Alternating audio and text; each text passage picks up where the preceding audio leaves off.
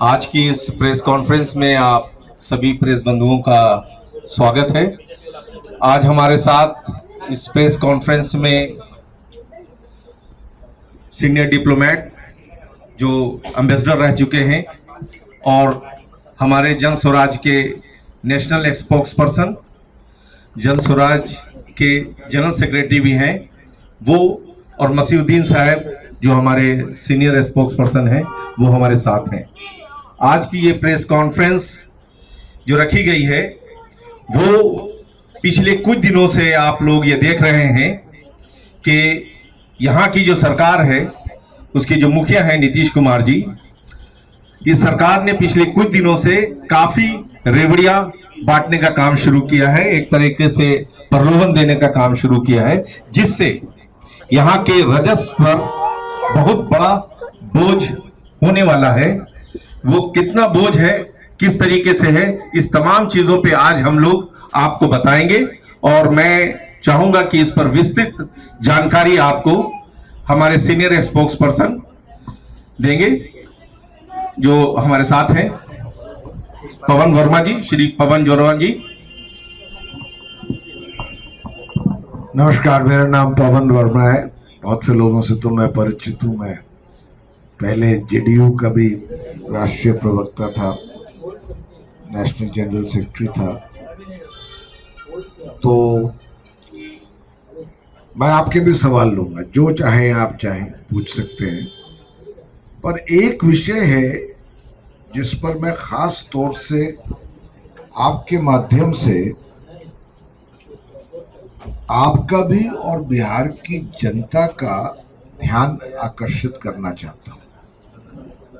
और मैं ये सिर्फ एक जन स्वराज के राष्ट्रीय प्रवक्ता के पहलू से नहीं बोल रहा हूं। इसमें एक बड़ा मुद्दा भी शामिल है कि आखिरकार जिस लोकतंत्र की हमारे संविधान ने कल्पना की थी उसमें कहां तक ये जायज है कि चुनाव के ठीक पहले 5 साल के लगातार काम करने के एवज में आप जो प्रधानमंत्री ने शब्द इस्तेमाल किया था, रेवड़ियां बांट रहे हैं। प्रधानमंत्री ने कहा था कि रेवड़ियां बांटना गलत है। अब आज सवाल तो उनसे भी पूछा जा सकता है कि आपकी ही एनडीए की सरकार है और जिस तरह से बिना किसी फाइनेंशियल प्रूडेंस यानी राजस्व पर कोई ध्यान दिए बगैर ये भी स्पष्ट न होना कि आखिरकार इन रेवड़ियों के लिए पैसा आएगा कहां से। आनन फानन में चुनाव के ठीक पहले आप जो चाहे जनता को प्रलोभन के रूप में देने की कोशिश कर रहे हैं। मेरे समझ में और जनस्वराज के समझ में इसमें एक अनैतिकता है कि मॉडल कोड ऑफ कंडक्ट आने के पहले जितना हम प्रलोभन दे सकते हैं दे दे, चाहे उसको पूरा करने का सामर्थ्य हमारे में हो या ना हो, या उसके पूरे करने की हम कोई पुष्टि दे सकें। जो आज राजस्व की, जो रेवेन्यू की, जो बजट की हालत है उसको मद्देनजर रखते हुए अब आप 1 मिनट के लिए इस परिप्रेक्ष्य में देखिए, जो नए रेवड़ियां बांटी जा रही हैं चुनाव के ठीक पहले, उनके ऊपर खर्चा होगा 33,926 करोड़। पहले ही सरकार ने ऋण लिया हुआ है 16,000 करोड़ का वर्ल्ड बैंक से, और इस कर्जे की अब जो ग्राफ आप देखेंगे, जिस तरह से ये उस प्रदेश पर कर्जे का दबाव है वो कैसे बढ़ रहा है। 2023-24 में कर्ज था 3,32,740 करोड़। 2024-25 में वो बढ़ के हो गया 3,62,036 करोड़ और 2025-26 में वो कर्ज हो गया 4,06,476 करोड़। ये तो कर्ज है, उसकी सर्विसिंग की अभी बात ही नहीं हो रही है। नए रेवड़ियों पे खर्चा होगा 36,000 करोड़।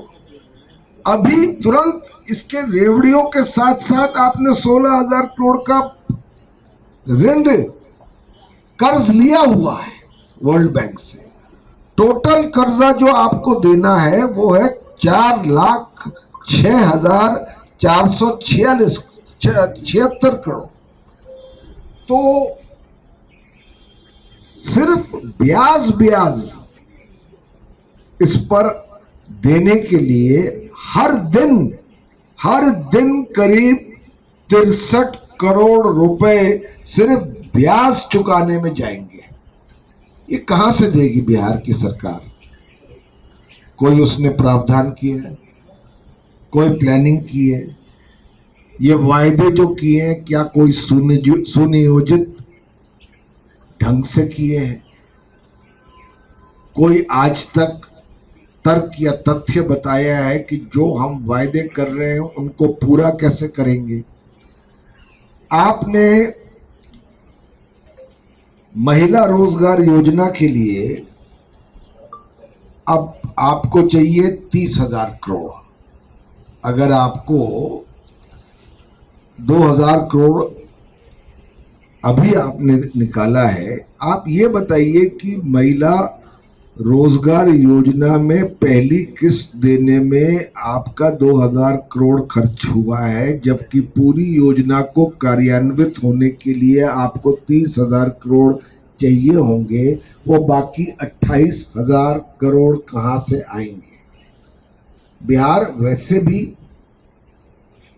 आप सब जानते हैं देश का सबसे पिछड़ा और सबसे गरीब प्रदेश है, जहां प्रति व्यक्ति आय सबसे निम्न है। तो ऐसी राजनीति जिसमें किसी तरह चुनाव के वक्त सत्ता मिल जाए, उसके लिए किसी भी तरह के वायदे करके जनता को प्रलोभन दे करके सत्ता के लिए लड़ाई लड़ना, लड़ाई भी मैं क्या कहूं, सत्ता के लिए लोगों को बरगलाना, उनको धोखा देने की साजिश करना कि अभी तो हम कह रहे हैं, बाद में करा या ना किया वो तो देखा जाएगा। ये कैसी राजनीति है?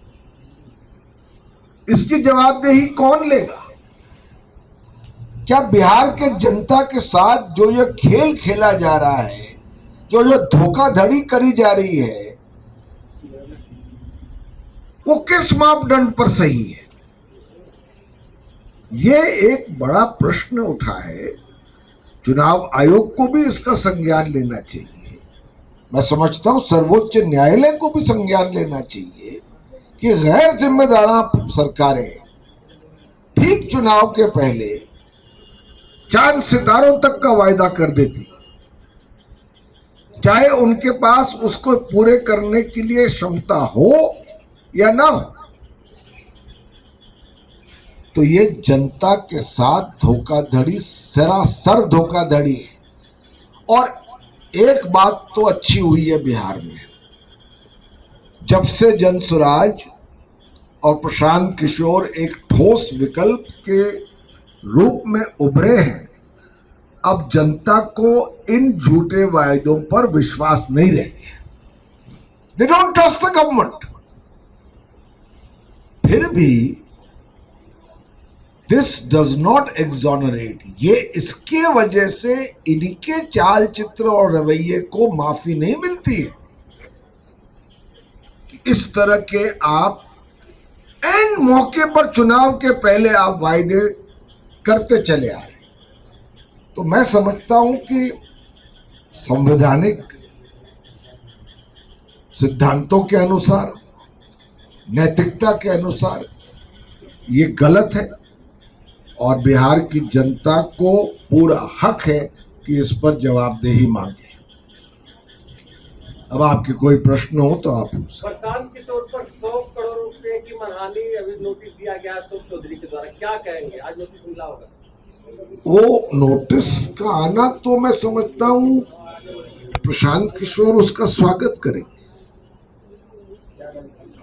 क्योंकि अशोक चौधरी के लिए तो सामने विकल्प ही नहीं था कोई और। अगर चुप्पी साधे रहते तो साफ जाहिर होता कि जो आरोप लगे वो सत्य है।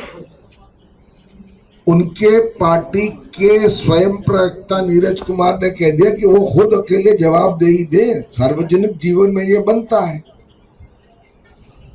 तो उन्होंने एक बड़ा रकम लगा के 100 करोड़ की एक मानहानि का नोटिस भेज दिया।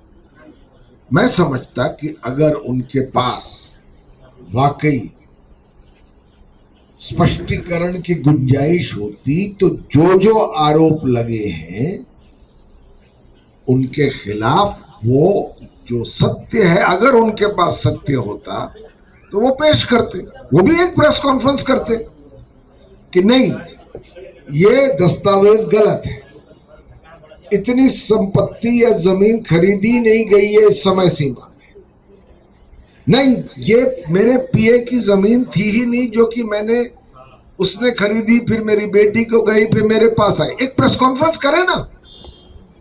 प्रशांत किशोर ने एक प्रेस वार्ता में तथ्य और तर्क सामने रखे। तो क्या इसका प्रशांत किशोर उत्तर देंगे या माफी मांग लेंगे? प्रशांत किशोर और माफी थोड़ा सा आपको अटपटा नहीं लगता? प्रशांत किशोर बिना प्रमाण और सबूत के आज तक सार्वजनिक जीवन में जब से वो राजनीति में आए वो करते ही नहीं, और वो भी इस माध्यम से कि एक प्रेस कॉन्फ्रेंस के थ्रू। हमारे पास और उनके पास सारे सबूत हैं, दस्तावेज है। अभी तो उन्होंने कहा ये फुलझड़ी है, जिस पर मानहानि का दावा अशोक चौधरी ने फटफड़ाहट में कर दिया है। किसी तरह अपनी छवि को बचाने के लिए चुनाव के पहले ये तो उन्होंने खुद कहा है प्रशांत किशोर ने, ये तो फुलझड़ी है, बम तो आगे फूटेंगे, क्योंकि ये एक व्यक्तिगत भ्रष्टाचार की बात नहीं है, ये एक सिस्टम की भ्रष्टाचारी है जो कटघरे में खड़ा किया जाएगा, क्योंकि ये बिहार के लूट में लगे हुए थे, जनता के पैसे की लूट में लगे हुए थे, और उस पर सवाल खड़ा करना किसी का भी राजनीतिक जीवन में जो एक दूसरे विकल्प की बात कर रहा है, बदलाव की बात कर रहा है, जो जन स्वराज कर रही है, उसके लिए अनिवार्य है। तो मानहानि का वो नोटिस भेजे। प्रशांत किशोर कोई माफी नहीं मांगने वाले, उसका उत्तर भी मिलेगा, केस भी फाइल कर दें तो कोर्ट में भी लड़ा जाएगा। पर मैं समझता हूं कि अगर वो अपने को इतना ही साफ सुथरा मानते हैं और उनको इतनी बड़ी मानहानि हुई है कि 100 करोड़ का उस पर दाम लगा दिया, साहब बड़े संपत्ति वाले आदमी होंगे। पवन जी, सर एक सवाल है। पवन जी, आपने कहा कि बिहार सरकार की जो डपोर संख्यी घोषणाएं हैं उस पर बिहार सरकार पर कर्ज हो रहा है और लगातार घोषणा पर घोषणा किया जा रहा है। एक तरफ आप ये कह रहे हैं, दूसरी तरफ प्रशांत किशोर कहते हैं कि ये तो हमारी मांग थी, बेरोजगारी भत्ता बढ़ा दिया गया, ये तो जनसुराज की पहले से ही मांग थी, मानदेय बढ़ा दिया गया, ये तो जनसुराज जो है वो पहले से ही कह रहा है। दोनों बातें आ रही हैं, आखिर इसमें माना क्या? मैं इसका बिल्कुल साफ, एक मिनट एक एक करके लेते हैं। इसी से जुड़ा हुआ जी, जो घोषणा की आप बात कर रहे हैं, महिला रोजगार योजना, उसी की मांग लेकर के प्रशांत किशोर जी खुद सड़कों पर उतरे थे, विधानसभा घेराव किए थे। तो उस समय क्या जनसुराज को ये बजट वाला रिलेटेड जानकारी नहीं? बिल्कुल, आप लोग के प्रश्न सही भी है और कहीं न कहीं उसमें आपके प्रश्न में मैं समझता हूं अपने आप में जवाब है। देखिए, जन स्वराज सरकार में नहीं है, वो विपक्ष में है और चाहती है कि बिहार में बदलाव है और सारी भ्रष्ट पार्टी, चाहे वो आरजेडी कांग्रेस हो चाहे जेडीयू भाजपा हो, वो निकले, क्योंकि 30 साल से उन्होंने इस देश में प्रदेश में कुछ किया नहीं। अब विपक्ष के नाते अगर प्रशांत किशोर कहते हैं कि ये होना चाहिए था या ये होना चाहिए, तो ये तो बिल्कुल जायज मांग है। आप 60 साल से ऊपर जो बिहार की जनता है उसको 400 रुपए पेंशन दे रहे हैं। कोई आज 400 रुपए की पेंशन में जिंदगी गुजार सकता है? उन्होंने ये मांग की। अगर आप सार्वजनिक शुचिता के मापदंड पे अगर आपने आज बढ़ाया है उनकी मांग के बाद, तो फिर आपके ऊपर जिम्मेदारी है ना, आप सरकार में है कि आप इसके लिए बजट कहां से अरेंज कर रहे हैं। केवल कह देने से कि हम कर रहे हो वो तो नहीं चलेगा ना। हम जब अगर सरकार में आए तो जो हमने वायदे करे हैं उसके लिए एक ऑर्गेनाइज्ड, व्यवस्थागत, इंस्टीट्यूशनलाइज्ड तरीके से बजट का साधन भी रखेंगे।